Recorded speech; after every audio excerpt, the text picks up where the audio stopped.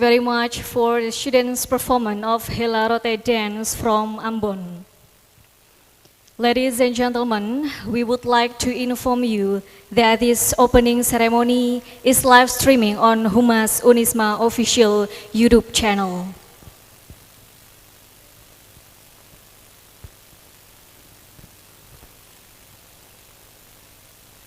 Assalamualaikum warahmatullahi wabarakatuh. Peace be upon you all and good afternoon, ladies and gentlemen. Alhamdulillahi rabbil alamin wa bihi nasta'in ala umuri dunya wa din. Assalatu wassalamu ala asrafil anbiya'i wal mursalin sayyidina wa maulana Muhammadin wa ala alihi wa ashabihi ajma'in. Amma ba'du. Our very warm welcome to His Excellency, the Minister of Education, Culture, Research and Technology, the Republic of Indonesia, Mr. Nadiem Anwar Makarim, MBA. His Excellency, the Chairman of Unisma Foundation Sport. His Excellency, Director of University of Islam Malang, as the Chairman of Rectors Forum Nahdlatul Ulama Higher Education Institutions, Bapak Profesor Dr. Mashkuri MSI, and all the Vice Rectors. His Excellency, Mr. Haji Syaiful Huda, as the Chairman of Commission 10, concerned in education, youth, sport, tourism, arts and culture affairs, and also the House of Representatives of the Republic of Indonesia and the National Awakening Party Fraction. His Excellency, Mr. Vincent Piquet, PhD, as the European Union Ambassador to Indonesia and Brunei Darussalam. Respectable, the Chairman of Forum of Indonesian Rectors, and as the Rector of University of Gadjah Mada, Bapak Profesor Insinyur Panut Mulyono, Master of Engineering, Doctor of Engineering. Respectable Dr. Watanan Srinin from Prince of Songkla University, Phuket Campus, Thailand. Respectable all the distinguished guests, the delegates, presenters, participants, and the conference committee, and of course, all the featured international students from United States of America, Saudi Arabia, Australia, Azerbaijan, Belgium, Brunei Darussalam, Canada, China, Eritrea, Philippines, Gambia, India, Japan, Congo, South Korea, Lebanon, Malaysia, Egypt, Palestine, Qatar, Russia, Singapore, Somalia, Sudan, Syria, Taiwan, Tajikistan, Thailand, Timor-Leste, United Kingdom, Uzbekistan, Vietnam, Yemen, and Zambia. Ladies and gentlemen, of course, first of all, let's thanks to Allah Subhanahu wa Ta'ala, who has given us mercy and also blessings, so that today we can gather here and also attend this very important conference in a healthiness and also in a good condition. May salawat continue to be delivered to our Prophet Muhammad sallallahu alaihi wasallam. The Excellencies, distinguished guests, ladies and gentlemen, thank you very much for gathering here with us in the international conference hosted by University of Islam Malang, and also welcome to the opening ceremony of the second International Students Exchange of Ideas 2021 under the theme, The Success Stories from Students Around the World. I am Fepti Ismiatun. It is a very great honor for me to be here as your Master of Ceremony for today's agenda, representing University of Islam Malang as the host for this year's meeting. We know that there are so many numbers of the delegates, participants, and also presenters from 34 countries, spreading from around the world, are being here now with us. And of course, they are ready to share with us.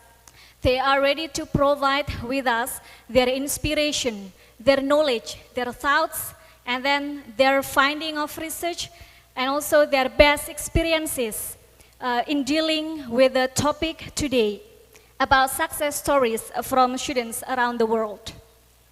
Well, ladies and gentlemen, let's start this opening ceremony with a prayer based on our beliefs.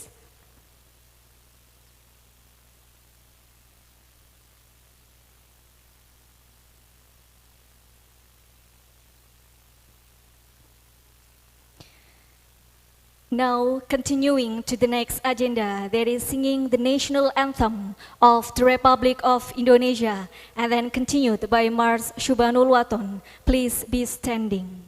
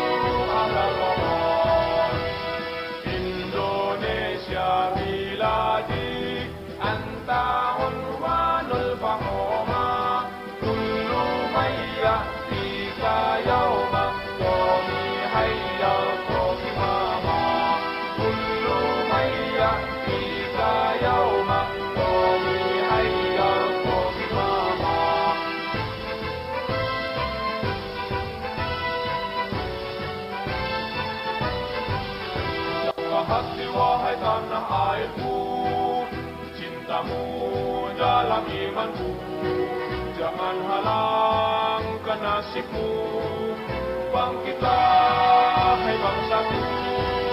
Saka hati wahai tanah airku, cintamu dalam imanku, jangan halangkan nasibmu, bangkitlah hai bangsaku.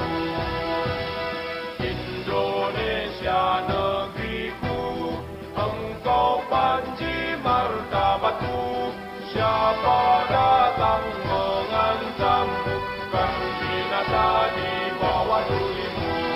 Siapa datang mengancammu, kan binasa di pujimu.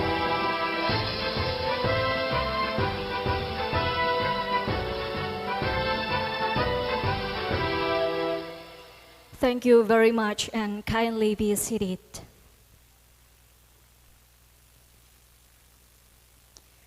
Reciting Sholawat Nuril Anwar.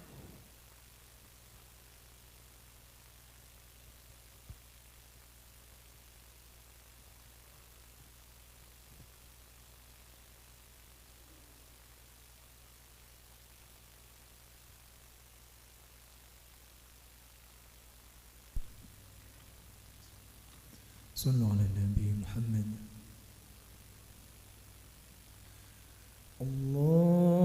اللهم صل على نور الأنوار وسر الأسرار وترياك الأغيار ومفتاح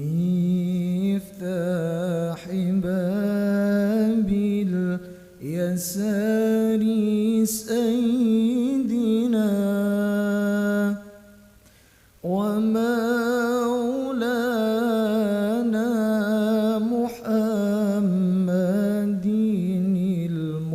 المختار وآله الأطهار وأصحابه الأخيار عدد نعم الله وإفضاله عدد نعم الله وإفضاله اللهم صل على نور الأنوار وسر الأسرار وترياك الأغيار ومفتاح باب اليسار سيدنا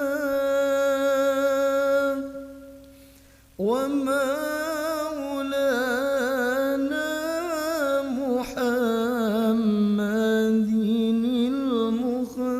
المختار وآله الأطهار وأصحابه الأخيار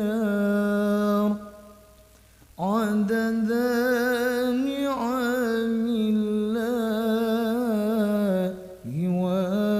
وإفضاله عدد نعم الله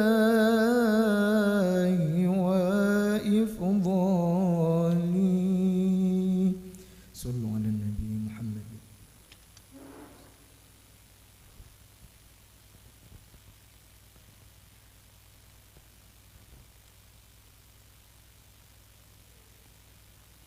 Thank you very much. Ladies and gentlemen, let's enjoy the performance of student choir Bunga Alma Mater University of Islam Malang. And please kindly welcome with a big applause for the students of Bunga Alma Mater University of Islam Malang.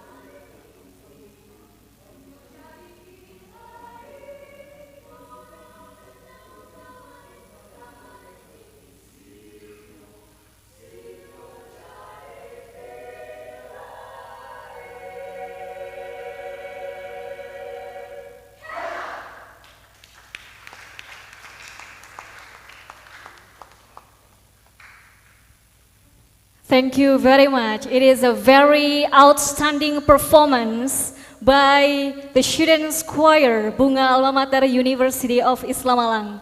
Ladies and gentlemen, please kindly give the round of applause for the students choir Bunga Alma Mater University of Islam Malang.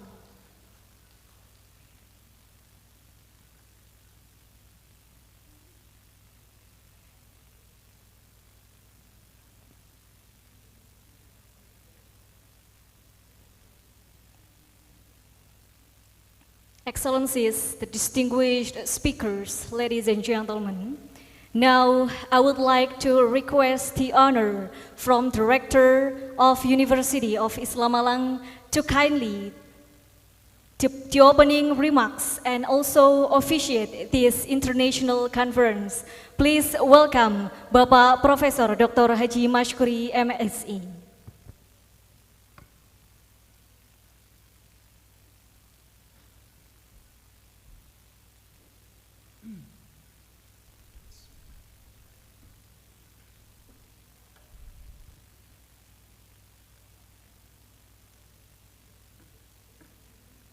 Assalamualaikum warahmatullahi wabarakatuh. Good afternoon. Bismillah, alhamdulillah, wa syukrulillah, ala nikmatillah, wala hawla wala quwata illa billah. Allahumma salli wa sallim ala sayyidina Muhammad wa ala alihi wa ashabi ajmain, amma ba'du. Respectable our keynote speakers of the second International Student Exchange of Ideas, Unisma Malang, His Excellency Mr. Haji Saifullah Huda, Chairman of Commission 10 from Partai Kebangkitan Bangsa, Education, Youth, Sport, Tourism, Art, and Culture Affairs, the House of Representatives of the Republic of Indonesia. His Excellency Mr. Nadiem Anwar Makarim, Minister of Education, Culture, Research and Technology, Republic of Indonesia. His Excellency Mr. Vincent Piket, PSD, European Union Ambassador to Indonesia and Brunei Darussalam. Respectable Professor Insinyur Panut Mulyono, Master of Engineering, Doctor of Engineering, Chairman Forum of Indonesian Rectors, Rector of Universitas Gadjah Mada. Respectable Dr. Watanan Srinin, Prince of Songkla University Phuket Campus, Thailand. Respectable Chairman Foundation, Vice Rector, and Dean, Administrator, and all national and international student participants and presenter of this second ISEoI 2021. On behalf of Universitas Islam Malang, I am very happy to welcome our keynote speaker, student presenters, and participants from 35 countries, from Indonesia, United States of America, Saudi Arabia, Australia, Azerbaijan, Belgium, Brunei Darussalam, Kanada, China, Eritrea, Philippines, Gambia, India, Japan, Kongo, South Korea, Lebanon, Malaysia, Egypt, Palestine, Qatar, Rusia, Singapura, Somalia, Sudan, Syria, Taiwan, Tajikistan, Thailand, Timur Leste, United Kingdom, Uzbekistan, Vietnam, Yemen, Zambia. Welcome to Unisma Malang. Unisma Malang has been growing to strengthen and develop its national and international collaboration, and reputation through excellent services, achievements, and joint international programs. Unisma Malang promotes moderation, harmony, and tolerance within diversity, which is known as Islam Rahmatan lil Alamin.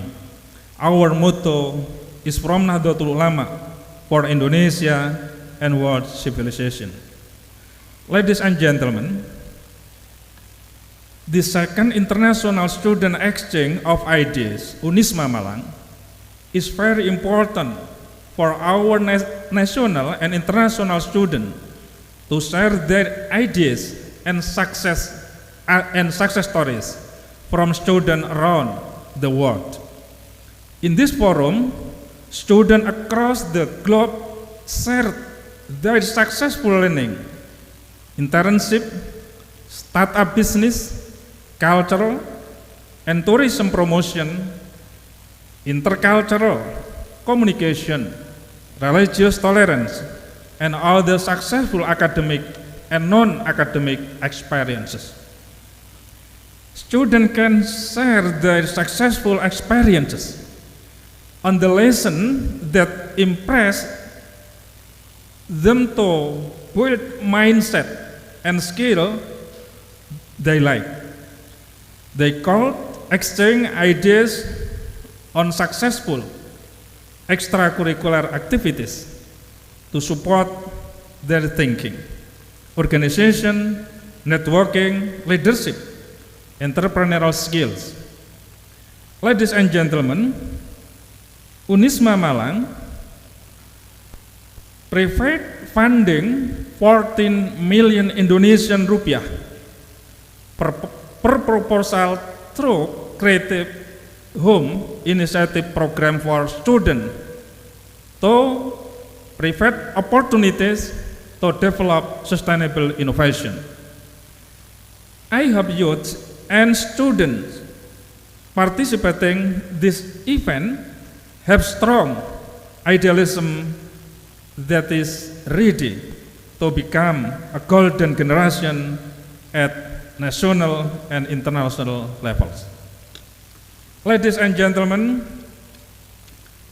on behalf of the University of Islam Malang, again, we highly appreciate the participation of our keynote speaker of the second International Student Exchange of Ideas 2021.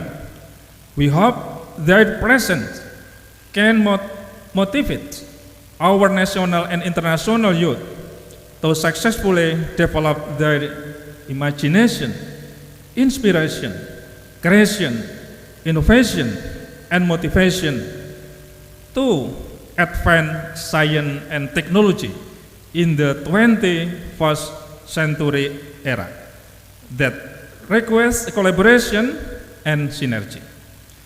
We would like to deliver our appreciation to the organizing committee who has prepared, organized, and conducted the second International Student Exchange successfully. Ladies and gentlemen, I hope the participants can participate in all the program and benefit from them for their personal and professional development purposes. By saying Bismillahirrahmanirrahim, I officially open this second International Student Exchange of Ideas 2021. Thank you very much. Allahumma barik lana fi thariqi. Assalamualaikum warahmatullahi wabarakatuh.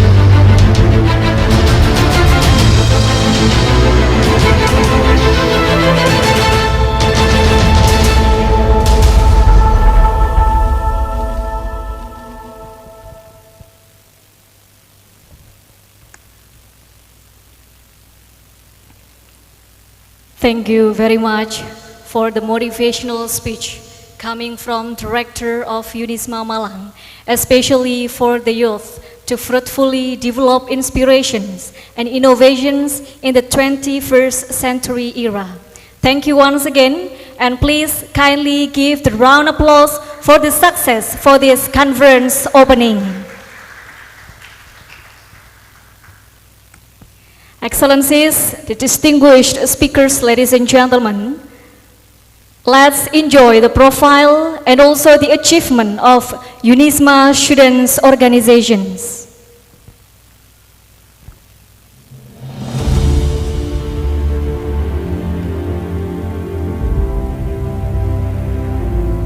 The first is Unisma Students Choir of Bunga Alma Mater, University of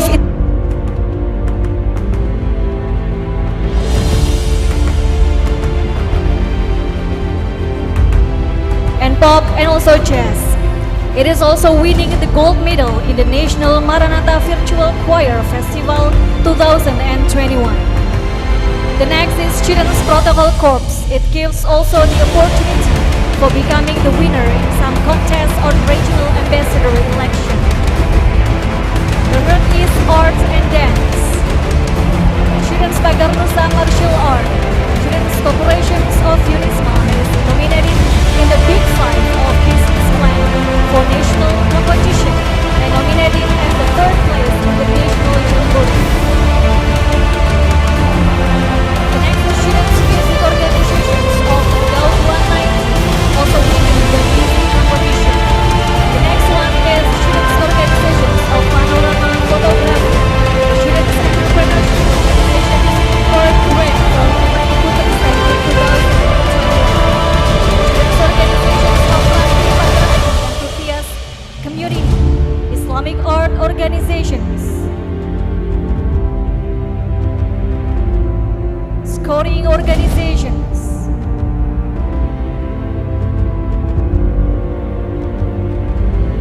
and the Matan Organization is an active in conducting seminar and training for students and also community. And the next students organizations is the organization on Cinta Tanah Air. Well, ladies and gentlemen, please give the round of applause once again for the profile and also the achievement earned by Unisma students organizations. Ladies and gentlemen, thank you very much for watching the video.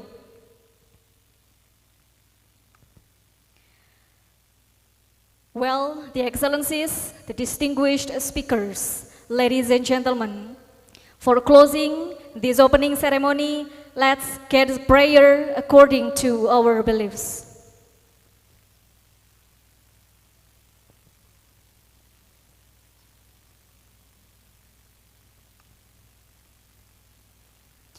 Ladies and gentlemen, as we have finished this opening ceremony for this conference, we are now continuing our meeting to the next agenda, that is to hear the keynote speech session.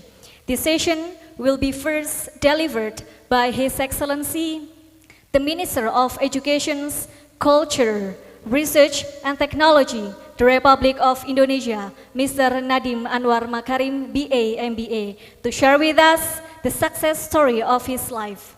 So, without further ado, let's welcome also the moderator of this session, Ibu Dr. Dwivita Heriawati, MPD. The time is yours.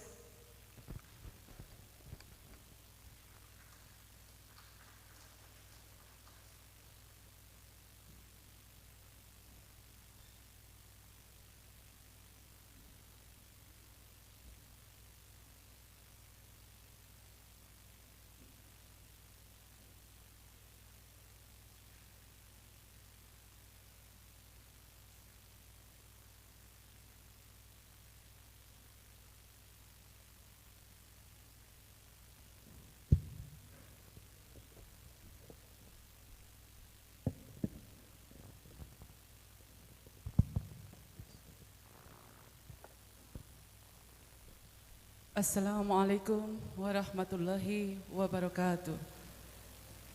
Hello, good afternoon everyone. I am Dwivita Heriawati as the moderator for the first session today. Today we have Bapak Nadiem Anwar Makarim, BA, MBA. He is the Minister of Education, Culture, Research and Technology of Republik Indonesia. Bapak Nadiem Anwar Makarim will deliver the materials for about 3 or 5 minutes. Yeah? And Bapak Nadiem Makarim, the room is yours. Assalamualaikum warahmatullahi wabarakatuh. Salam sejahtera bagi kita semua. Om Swastiastu, Namo Buddhaya, salam kebajikan, rahayu. Yang saya hormati Rektor Universitas Islam Malang, Bapak Mas Puri, keluarga Universitas Unisma, serta ibu bapak hadirin. Salah satu tugas menarik bagi seorang menteri menurut saya adalah saat kunjungan kerja. Karena saat kunjungan kerja saya punya kesempatan bertemu langsung dengan anak-anak, ibu, bapak, guru, dan dosen, pelaku seni budaya, dan orang-orang lain yang punya pengalaman menarik dan inspiratif. Salah satu sosok yang paling membekas dalam ingatan saya dan ingin saya bagikan kisahnya pada hari ini adalah Bapak Sukardi, seorang guru honorer di Lombok Tengah yang telah menjadi bapak saya ketika kunjungan kerja ke Nusantara Barat beberapa waktu lalu. Saat menginap di rumah Pak Sukardi, beliau menceritakan pengalaman sebagai guru honorer selama 25 tahun. Beliau sebenarnya pernah bekerja di perkebunan dengan gaji yang cukup tinggi, tapi beliau tidak merasakan kepuasan saat kerja di sana. Mengajar adalah panggilan hati beliau. Tentu banyak sekali pengalaman yang telah dilalui Pak Sukardi selama 25 tahun jadi guru. Dan tidak semuanya dapat diceritakan kepada saya dalam satu malam. Namun salah satu cerita yang paling menarik adalah saat beliau bertemu dengan murid-muridnya ketika mereka sudah dewasa. Murid-murid Pak Sukardi ada yang menjadi polisi, guru, dan kepala sekolah. Dan kebanyakan dari mereka masih mengingat jasa Pak Sukardi sebagai guru mereka. Itu adalah bukti bahwa Pak Sukardi adalah seorang guru yang dekat dengan siswa-siswinya. Guru yang tidak hanya menyampaikan materi dan memberikan tugas, tetapi guru yang mendidik murid-muridnya sehingga mereka dapat menggapai cita-cita. Setelah 25 tahun berjuang, akhirnya beliau mendapatkan kesempatan untuk dapat hidup lebih sejahtera dengan menjadi salah satu dari 173.328 guru honorer yang lulus uji kompetensi pertama, guru ASN P3K. Pertemuan saya dengan Pak Sukardi membuat saya berpikir kembali mengenai makna keberhasilan atau kesuksesan. Di dunia yang penuh persaingan seperti saat ini, kita sering menghubungkan kesuksesan dengan kekayaan atau ketenaran yang didapatkan dengan cepat. Namun pengalaman Pak Sukardi mematahkan anggapan-anggapan itu. Saya yakin bahwa kesuksesan seorang tidak hanya diukur dari berapa banyak capaian, tetapi juga dampak dari capaian itu. Kesuksesan tidak hanya tentang prestasi pribadi, tapi mendukung orang di sekitar kita menuju keberhasilan. Hal itu yang menjadi semangat gerakan Merdeka Belajar, yakni bahwa kita semua, mulai dari guru, tenaga pendidikan, orang tua, sampai masyarakat luas, berupaya bersama-sama untuk mendukung anak-anak kita berhasil di masa depan. Sehingga keberhasilan atau kesuksesan itu bukan hanya milik anak-anak yang bersekolah di kota, tapi semua anak di Indonesia berhak untuk sukses dan berkontribusi untuk negara ini. Oleh karena itu, saya berharap kegiatan International Students Exchange of Ideas yang diselenggarakan untuk kedua kalinya ini akan melahirkan gagasan-gagasan baru yang akan mendorong keberhasilan kita semua, kesuksesan Indonesia sebagai negara yang maju dan unggul. Mari kita terus mendorong Indonesia maju dan sukses dengan mewujudkan Merdeka Belajar. Terima kasih. Assalamualaikum warahmatullahi wabarakatuh. Om Shanti Shanti Shanti Om. Namo Buddhaya. Much for Bapak Nadiem Makarim. The most interesting experience that he got from the duty as the Minister of Education and also Culture of Republik Indonesia is the experience of Pak Sukardi. Pak Sukardi is the teacher from Lombok Tengah NTB, and he got a lot of experience for educate the students. Then the students still memorize it well. The students still remember what Pak Sukardi taught to them. They get successful in joining the class of Pak Sukardi. And Pak Nadiem Makarim also having the opinion about the successful. Successful is not only measured by the number of achievement, but also by the effect of the achievement itself. Success is not only the individual achievement. Success is support and also helpful for the others to reach their goals. From these opinions, then This is kind of the motivations to promoting, to launching the terms of Merdeka Belajar. The Indonesian government's hope that success not only achieved by those students in the town, but also for all the students in the world and also in Indonesia. Okay. Pak Nadiem also expected that through this activity of the second International Conference Student Exchange of Ideas can give the contribution and also ideas to build the Indonesia Maju, to develop Indonesia becoming greatest country in the world. Okay, ladies and gentlemen, because of the very tight schedule of Pak Nadiem Makarim, so he cannot joining with the question and answer sessions, and then he sent a best regard to all of the participants this afternoon. Well, participants, let's continue to our second agenda for this afternoon by listening to the second keynote speaker presented by Mr. Vincent Piquet, PhD. He is the European Union, from European Union. He is the ambassador of European Union to Indonesia and Brunei Darussalam. In 2016 to August 2019, he is a head of division for Algeria, Libya, Morocco, and Tunisia, Middle East and North Africa Department, European External Action Service, and Brussels. In 2012 to 2016, he is a head of European Union Office to Hong Kong and Macau, Special Administrative Regions People of Republic of China. In 2008 to 2012, he is an ambassador and head of delegations of the European Union to Malaysia. 2005 to 2008, he is the head of unit, centralized operations for Asia and Central Asia, Directorate General for Development Corporations, European Commissions, Brussels. 2001 to 2005, he is the deputy head of delegations of the European Commissions to Russia, and he still have a lot of experience for the professional experience to being the organizations. Ladies and gentlemen, let's welcome in Pak Vincent Piquet, PhD. Mr. Vincent Piquet, PhD, the room is yours. Thank you very much indeed, Ibu Dwi Vita, for the introducing me. And let me start by thanking most cordially the Universitas Islam Malang for your invitation to me to speak to you during this conference, the second International Students Exchange of Ideas Conference 2021. It's a great honor for me. In fact, it's already the second time I'm speaking to your university this year. A few months ago, I spoke in another webinar about higher education in the European Union, the impact of the COVID pandemic, and what universities in Europe did about that in order to try and manage a quasi-normal in their universities. Wonderful initiative you have here with so many different countries involved, so many students from all over the globe, almost, in Asia, Europe, Africa, the Americas, a truly wonderful event. When I received the invitation and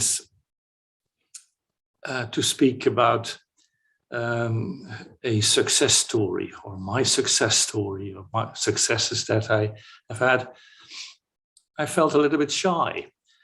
In two ways.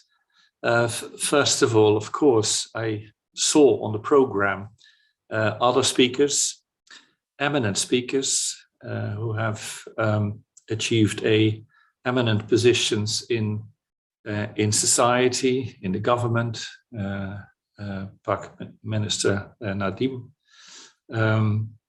in the higher education field, of course, PAC Rector, Professor Maskuri, and others. And in the presence of such eminencies, of course, one has to be, can only be modest about the achievement of oneself. And the second reason why I felt a little bit shy was that if you look back on your professional career, then the first thing I would observe is that it's not yet over. And even though some components of the career have opened and closed and succeeded by others, overall, of course, the measure of success is to be done later by yourself, by others, in order to have a complete picture. And even then, you're not 100% sure. You will recall that at some point in time, late in his life, the former leader of the People's Republic of China, Deng Xiaoping, was asked whether the French Revolution of 1789 had been successful. And his answer was beautiful. And he said, "It is too early to tell." So it's important to bring in that notion of the passage of time and history that, of course, concerns countries, but also individuals and their lifetimes, and that in that passage of time, in that span of time, of course, the success of individuals is always very relative. We're part of a large world, a huge world, and a huge universe, and in that connection, one can only be modest. But here I am, working in Indonesia since 2019, where I started in September.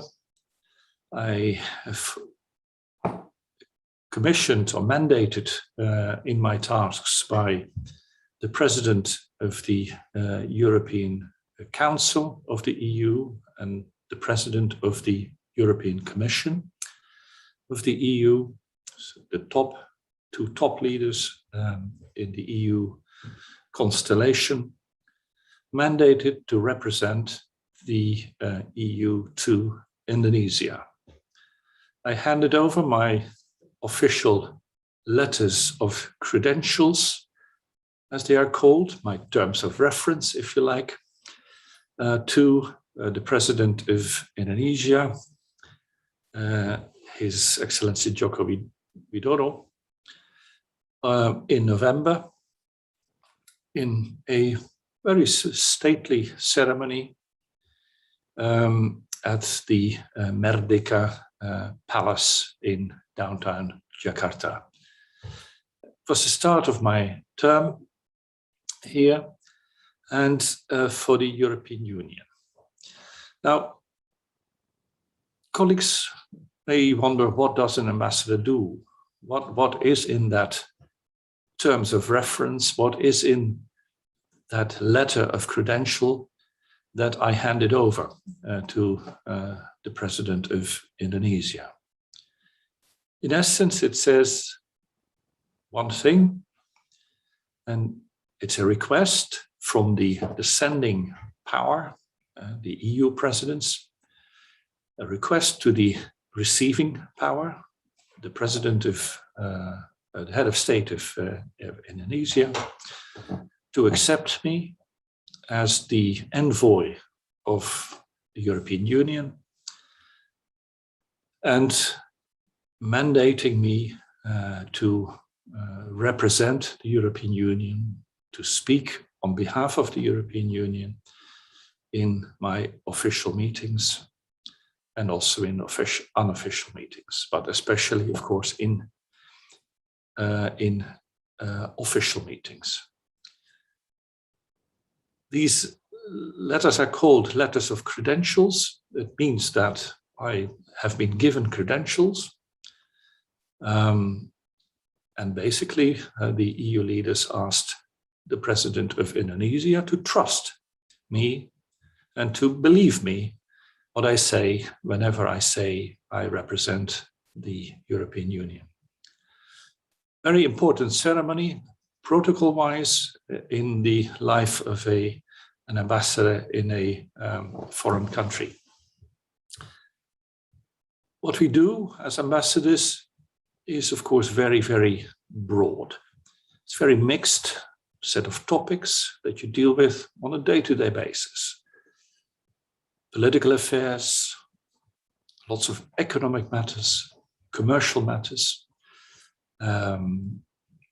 very large amount of policy topics where the receiving country and the sending country have common interests.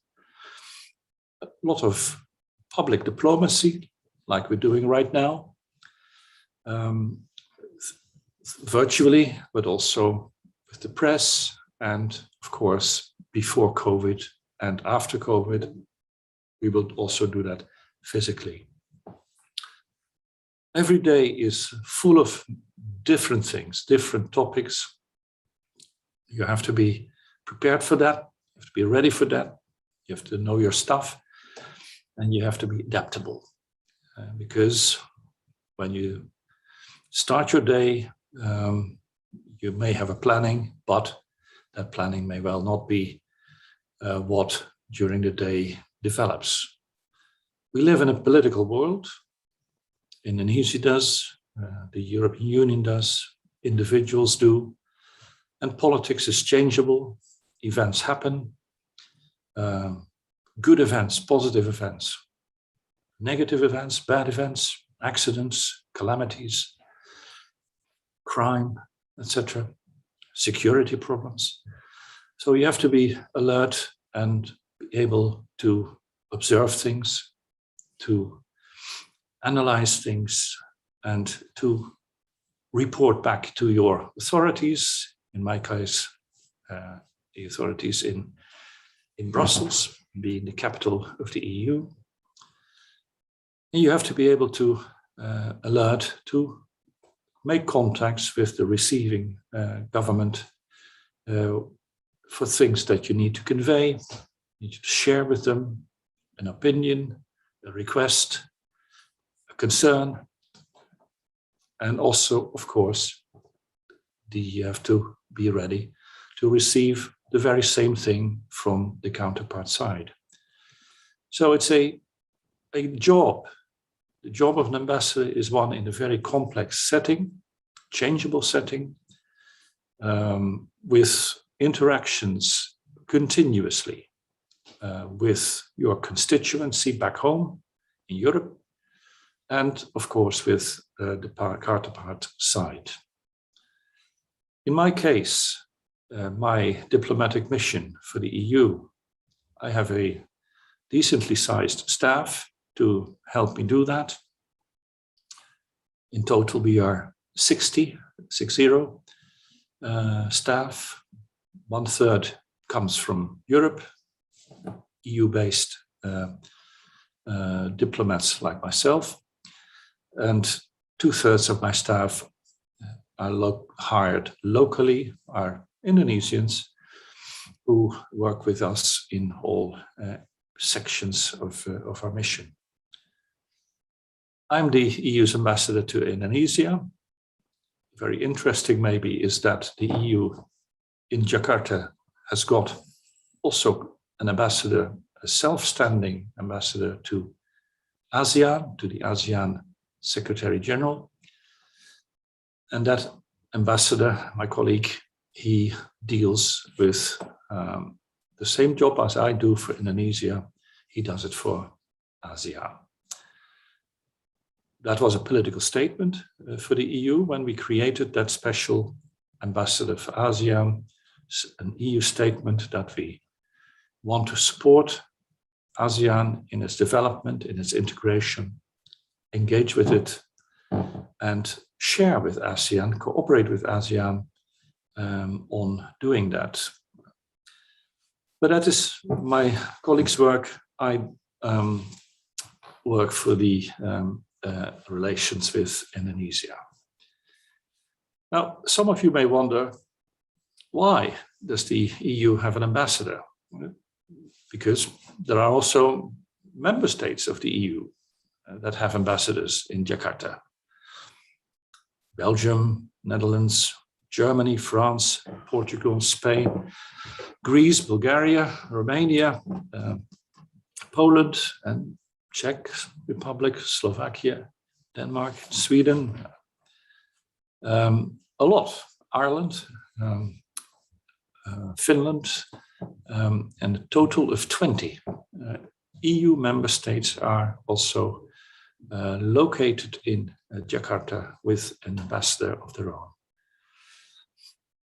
The reason why we have an EU ambassador, myself as well, is because the EU in quite a few areas of policy represents the EU interests as a whole. So my task is to work on the common policies of the EU that we carry out outside the EU on behalf of all our member states. That is a mandate given from those member states, evidently. It is a mandate that is partly legal, constitutional. It's in our treaty on the foundation of the EU. And secondly, it's a mandate that you have to shape yourself. You have to define and propose priorities for the EU's work in Indonesia here on the ground. Now, that is a very special task that the EU ambassadors have, and for which evidently we have to talk all the time, very, very deeply with our member state ambassadors and their staffs. How do we do that? Of course, formal, official, and informal ways. Informal, you know as well as I, today, WhatsApp, Signal, Twitter, but particularly in Indonesia, WhatsApp, very, very popular and important tool for staying in contact all the time. The second way is more the formal way. Every month, the EU ambassador, myself, convenes a meeting with all the other ambassadors to discuss developments in Indonesia, political, economic, what have you, global issues like climate, the COP conference on climate action in Glasgow, for instance. And we share our opinions, our views, our analyses, and come to jointly to conclusions for further work. So that is a very special task that the European Union ambassador has. The European Union ambassador, myself, does not represent the member states in every area of policy. Example, investment and trade promotion. That is something that member states handle themselves. They promote their businesses. The French ambassador will promote the French businesses, the same for the German ambassador, for the Irish ambassador, etc. One important example. A second important example is the consular support to nationals who, in one way or another, have got into trouble in Indonesia, have lost their passport, their wallet has been stolen, or have got involved in some criminal offense and end up in court or in prison. So that is something that the individual member states ambassadors handle. So it's a very fine, but I think also clear division of work that we have. how do you become an ambassador? The organizers asked me to share some thoughts on. It's a funny job, because you will never or hardly ever see in the newspaper an advertisement for the job to become EU ambassador in Indonesia. These are not publicly published vacancies like the vacancy in private sector companies or the vacancies in government ministries in general. It's a position that is granted to persons, women and men, who work in the foreign service of a country, or in my case, of a regional organization. You grow into that function through your career path, in the foreign relations of your employer, foreign relations of the EU. Sometimes you will work in the headquarters of your organization. In my case, that is the headquarters in Brussels. Sometimes you will be posted abroad and in the diplomatic missions in third countries all over the world. The EU has 140 diplomatic missions around the globe. We are represented in virtually every major country. There are very few exceptions where we're not present physically for differing reasons. So it's a job, to become an ambassador is a job that follows on out of your career path with your foreign ministry, like the Kemlu ministry in Indonesia.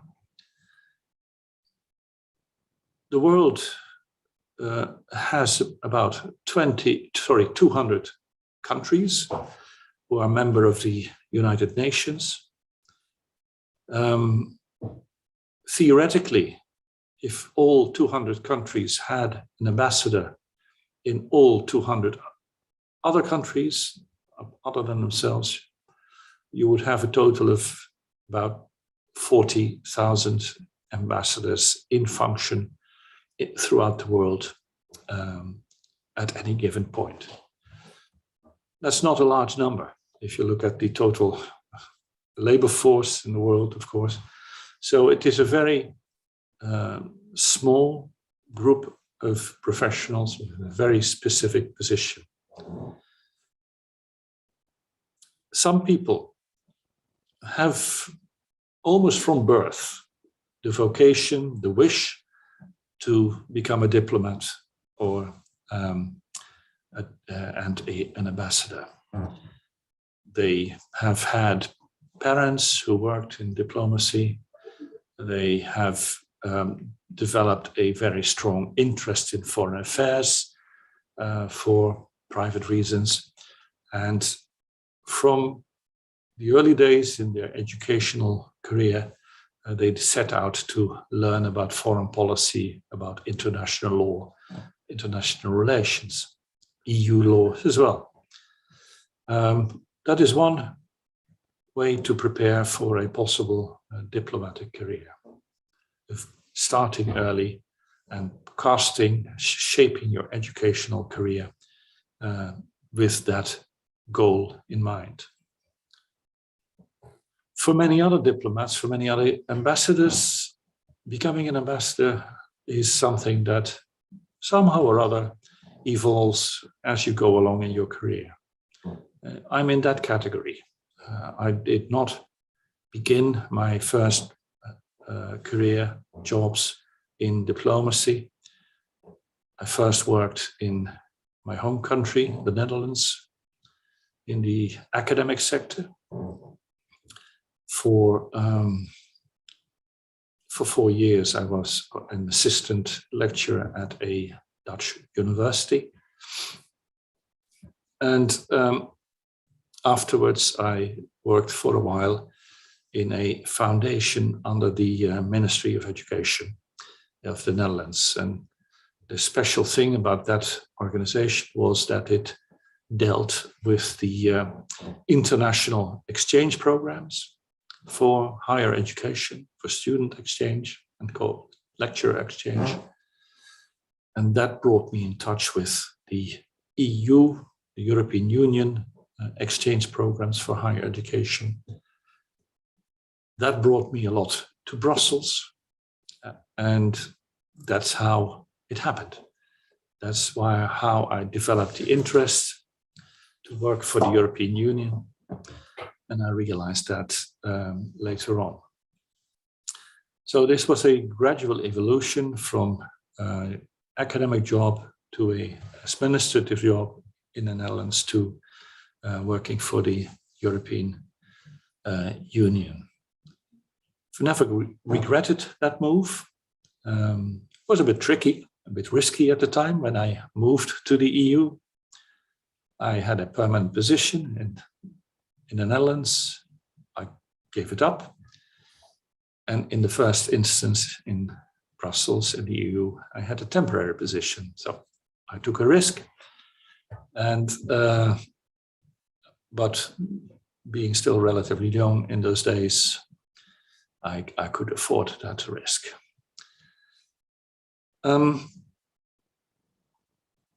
So in my case, I became a diplomat only later on, when I started to work in the EU on the programs, the policies for Central and Eastern Europe. Imagine the time when the Soviet Union fell apart. Imagine the time when the Iron Curtain that has cut through Europe for decades after the Second World War, that Iron Curtain fell, the Berlin Wall fell. That was the day, the period when I began to work in the EU in Brussels. So it was a tremendously motivating moment. It was a defining moment for European history, for world history, in fact, but certainly for European history. It was a defining moment for us Europeans taking away this artificial political gap and across Europe.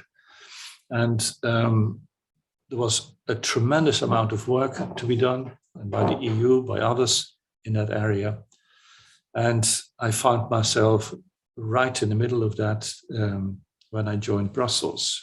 It's been a tremendously fulfilling time professionally for me in those days. And it has certainly helped shape my skills as a diplomat. Because I was relatively young, there was a tremendous pressure on all of us, work pressure. We had to improvise a lot. We had to adapt everything we did to the new circumstances. We had to get to know very, very quickly countries that had been closed for us for decades. And all in all, a hugely challenging job, long working hours. I can tell you that, day in, day out, and almost always against tremendous challenges against the odds, because it was difficult. A lot had been done in little time. But I do think that that period, which lasted for me close to 10 years, has been a strong formative part of my career. And I am still very, very happy about having had that opportunity.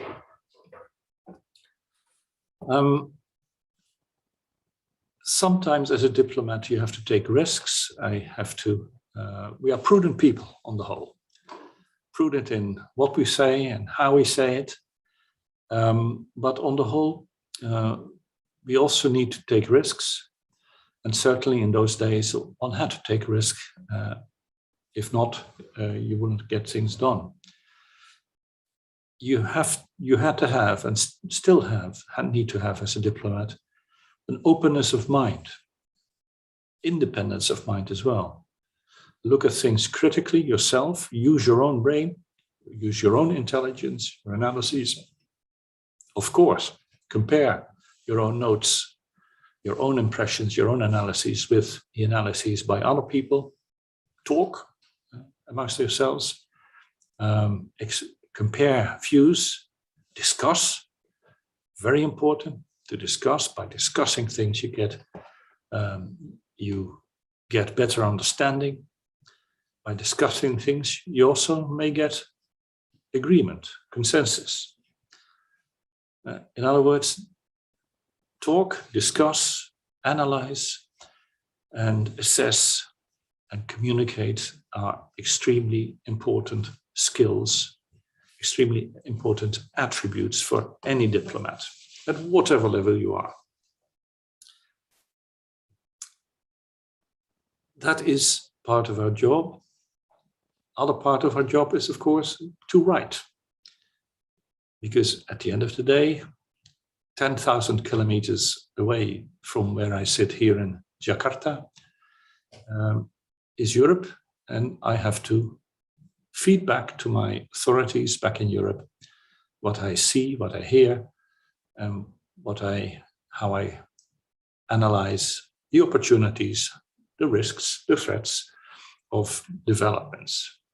So definitely writing well, analytically writing, objectively reporting the facts, the views, without censoring yourself as regards what your authorities may like or dislike.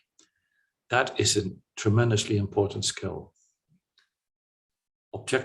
Objectivity in what you write and what you convey. And facts are important. Opinions are also important, and also particularly your own opinion as an observer is very important. So that is always part of what you write back. So I must have done something well on that score, and in how I carry out this functions, and have learned a lot over the time. You never stop learning. That is my conviction. You continue to learn as you go along, because there are always new situations, right? New persons, new people that you meet, new insights that you learn, and lastly, the context changes. If you look at how we used to work as diplomats even 10 years ago, compare that with how it is now, especially in the COVID or post-COVID days, it is a totally different picture, especially as regards the use of the digital media.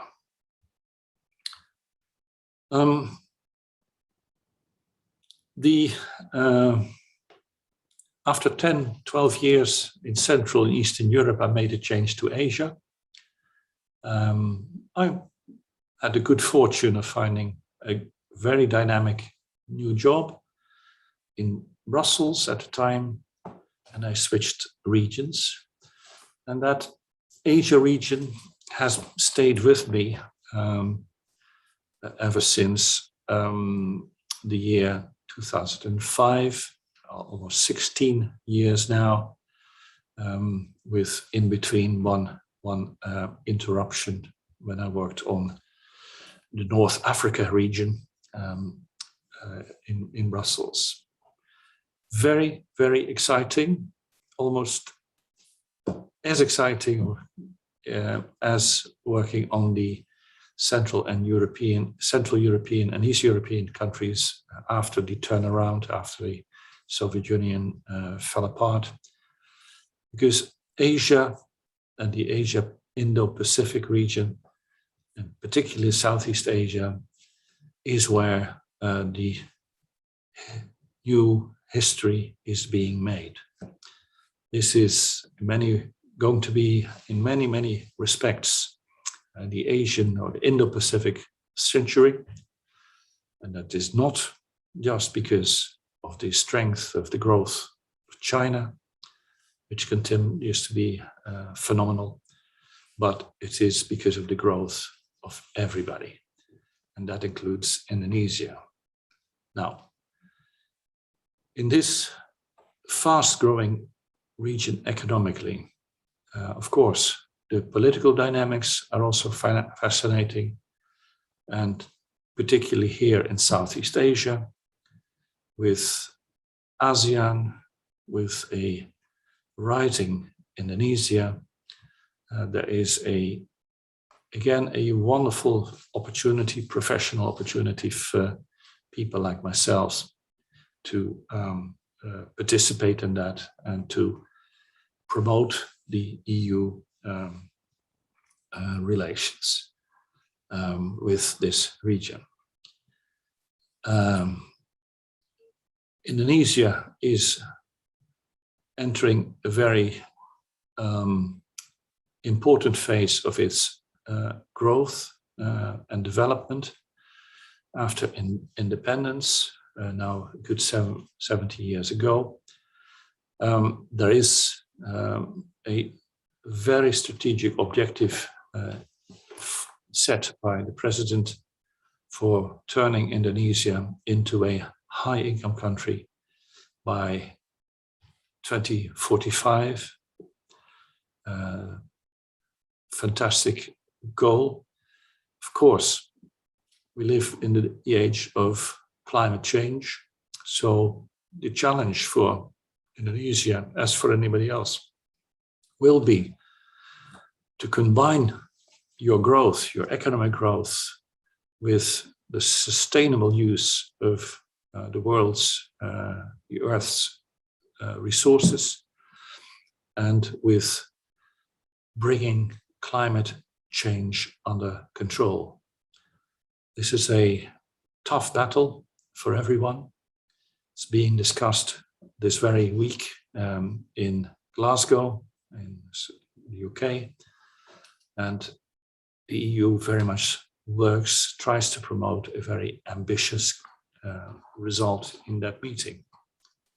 Indonesia will have a leading role, a leadership role to play within Asia, within the Southeast Asia region, but also as incoming president of the group of richest countries in the world, G20, presidency starting in December. And it is a privilege for me to be able to support that. I'm going to conclude with a few other remarks and about being an ambassador.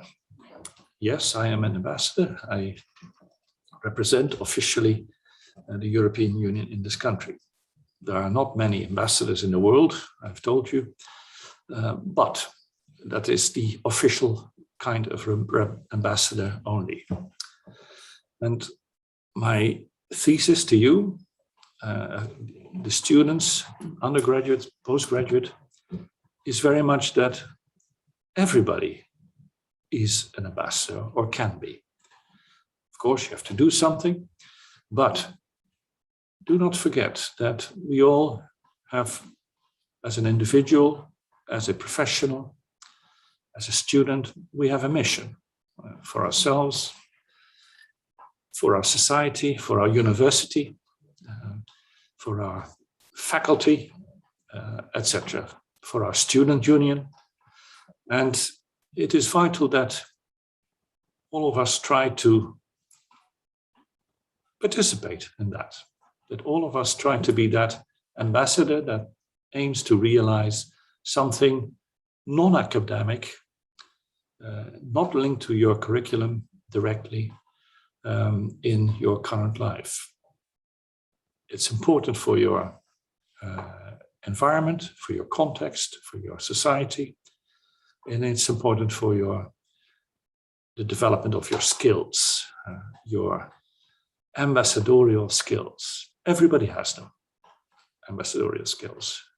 You need to develop them, sharpen them, and pursue them, no matter where you will end up later on, whether that is diplomacy, or whether that's in business, or whether that's in education, or as a social worker. It makes no difference. The European Union mission here in Jakarta, we have ambassadors for education. We have a group of Indonesian students who are alumni of the Erasmus exchange, the EU's Erasmus exchange program, and who we have termed the Erasmus ambassadors. And what is their task? What is their self-chosen task? Well, I should say that their self-chosen task is to promote the Erasmus exchange program to other students in Indonesia. It's a wonderful job, and they work hard with us on events, on the higher education fair, which is starting today, as a matter of fact, lasting tomorrow. Look at our website, the European Higher Education Fair, supported by the Erasmus ambassadors. You can also see ambassadors in social work, in charity. Think about COVID. COVID has run havoc in our societies, has hurt very much the vulnerable people, the old people, the elderly people. They need help. They need ambassadors, young people who are willing to support them and in their problems. And lastly, and that is something very important, and that's my closure, we need ambassadors for democracy. Indonesia is a fast growing country, economically, politically, population-wise. You are now 270 million inhabitants, more or less. It will rise to 300 million over the next 25 years. That's a lot of people. Somehow or other, this has to function in the democracy that Indonesia is. And of course, a democracy needs good laws, needs a good constitution. It needs good politicians. It needs good government, good administrators, etc. At all levels, national, provincial, district, and the city level, city of Malang. But it also needs voters. It needs young people who go out and vote and are active in politics and engage, who raise the questions that you want the politicians to solve and address. Doesn't matter what, doesn't matter which direction, whether you're a liberal or more on the left side of the political spectrum or in the center, it doesn't matter.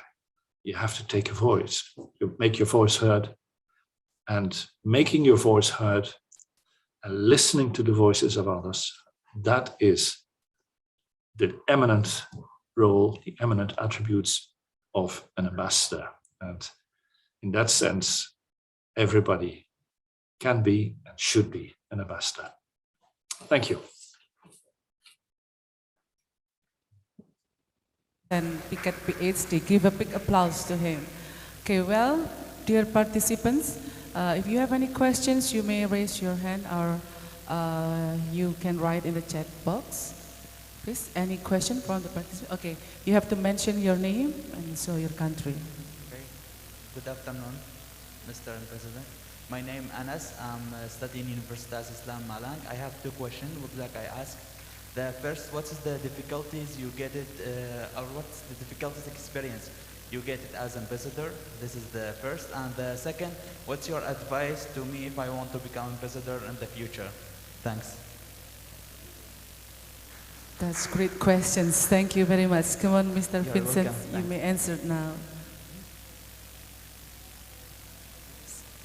Sorry, you are still muted, I think.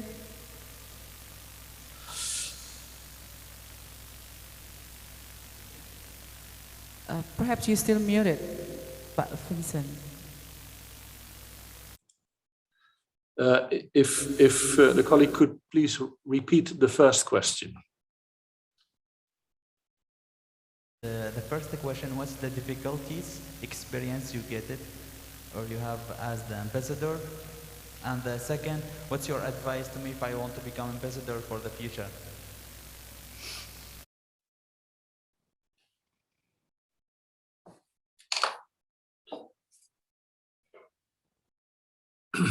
Yeah.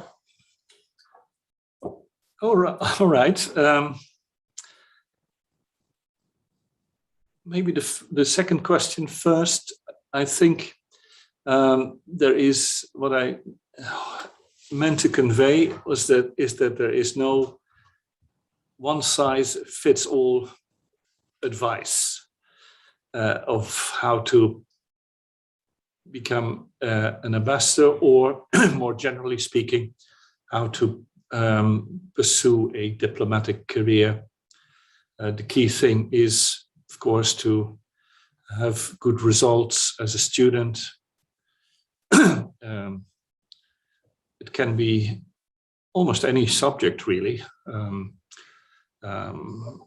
but you can be an economist, a lawyer, quite a few historians who work in diplomacy, quite a few linguists like myself, people who complemented their degrees later on with more specialized trainings, on the job trainings also.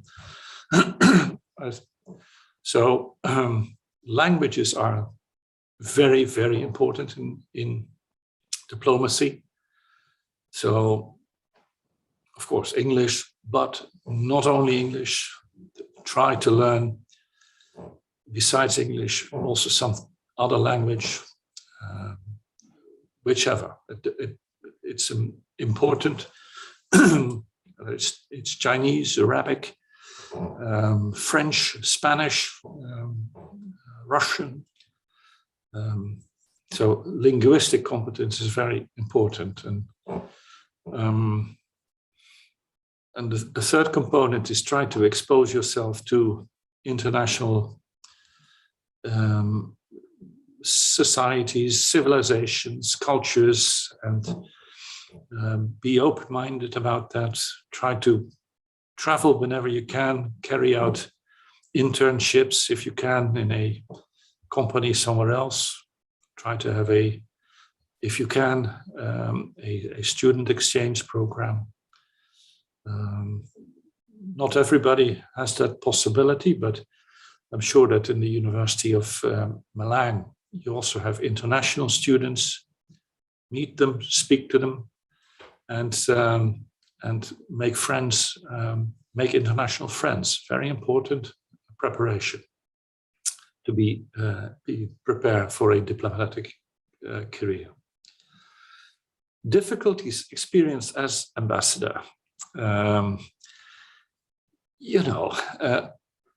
Whatever I'm going to say, I should precede it by saying that it's a great honor to be an ambassador.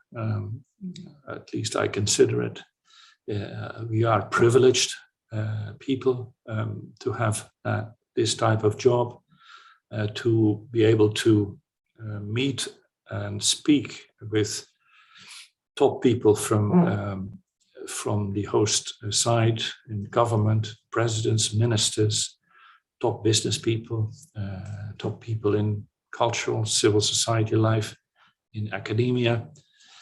And so we are very, very privileged having that sort of job. Difficulties experienced. Now, yeah, is the difficulty, is it a challenge that is part of the everyday job? It's a matter of definition. It's a matter of approach. The challenge of a diplomat is to try to convey positions, views that support your interests, the EU interests. Now, with Indonesia, we have a very much, in many topics, a like-minded relationship, but not always. Not always do we agree about everything. So, now, what is then the difficulty, or rather the challenge, is to try and bridge such a difference, to try and convince, to discuss, to convey, to give ideas, to explore solutions, to find flexibility, both on the other side, but also on your own side, for making a move forward and for bringing about better cooperation. So that I think it's difficult, but it is not a difficulty. It's a challenge, and it is a challenge that is part of the job. And that's the work we do on a day-to-day basis.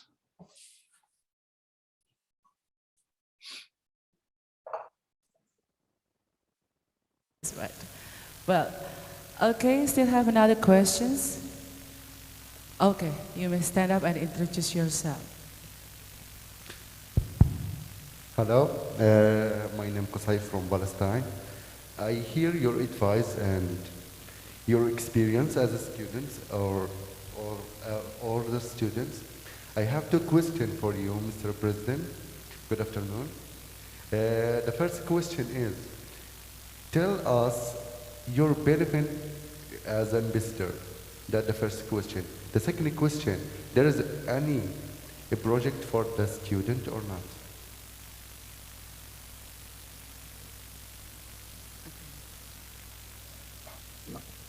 I apologize. The line was not completely clear. Just very slowly repeat the question, please. Okay. The first question is, what the benefit behind to be ambassador? The second question, there is any project for student in the future?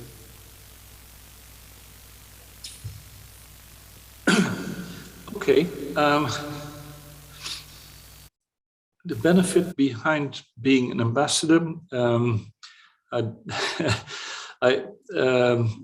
benefits, of course, can be formed in many different ways and for different people.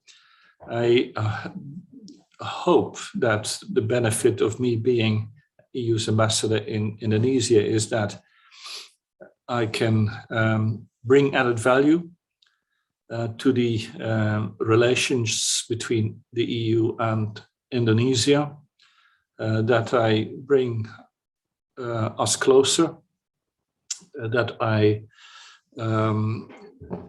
realize new opportunities for contacts, for business, etc.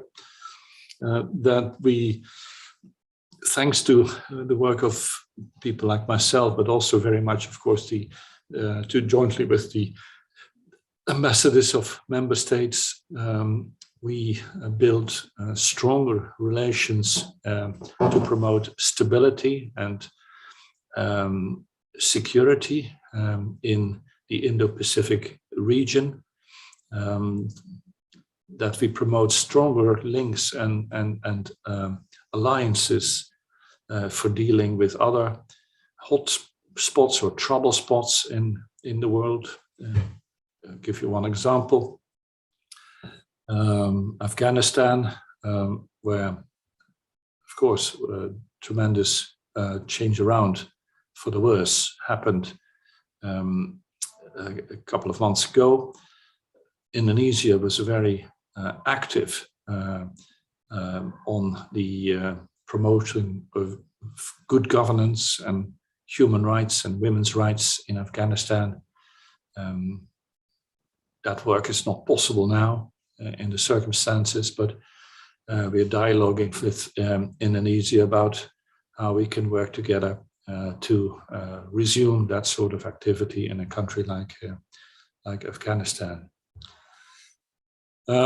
Benefits for education, and that is also replies to your second question, projects for students for university life.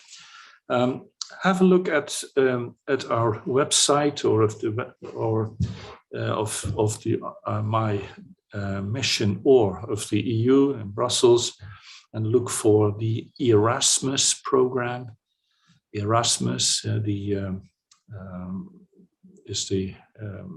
Erasmus program is the big European Union exchange program that has scholarships for students, including for Indonesian students.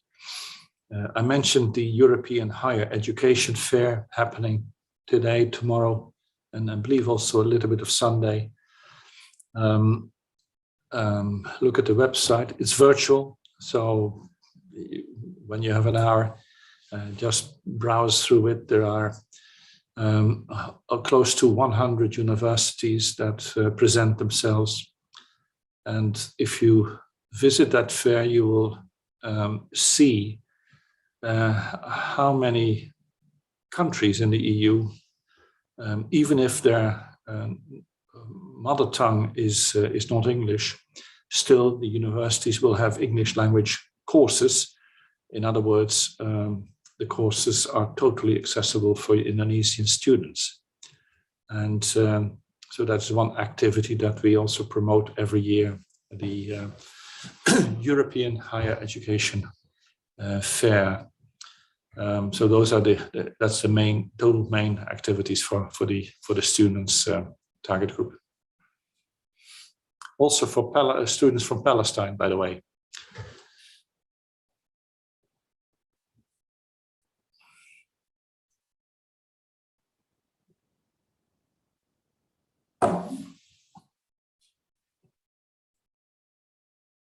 So I have to close this main session for the second main sessions. Yeah, thank you very much, Mr. Vincent, for the insightful presentations and also motivation for our students. And then that's all for the main session for the first day. And dear participant on the Zoom meeting, don't forget to turn on your videos. We will taking a picture together. Then don't forget to coming up to the breaking out room for having the parallel sessions. Thank you very much for the presenters and also the participants, and see you on the breakout room Zoom. I'm Dwivita Heriawati. Thank you for your attention today. Assalamualaikum warahmatullahi wabarakatuh. Terima kasih banyak. Thank you, Mr. Vincent. Thank you very much indeed. Thank you. Yeah. Selamat sore.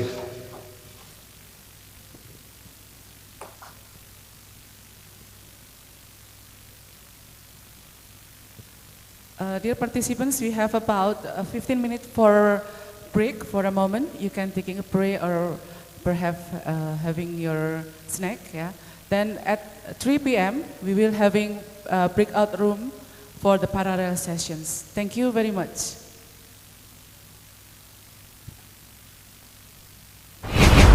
Selamat datang di Universitas Islam Malang, kampus unggul berkarakter Islami Ahlus Sunnah wal Jamaah dan telah mengimplementasikan Merdeka Belajar Kampus Merdeka dengan muatan distingsi di setiap program studi. Berbagai pilihan program studi telah didukung oleh fasilitas lengkap, laboratorium modern, dan SDM yang berkualitas. penguatan karakter serta jalinan kerjasama nasional dan internasional mengantarkan mahasiswa Unisma meraih berbagai prestasi. Ketika saya masuk kampus Unisma, saya merasakan pendidikan tinggi Islam yang maju dan modern di sini. Mari bergabung bersama Unisma Malang, kampus unggul, berdaya saing, menuju World Class University. Unisma dari NU untuk Indonesia dan peradaban dunia.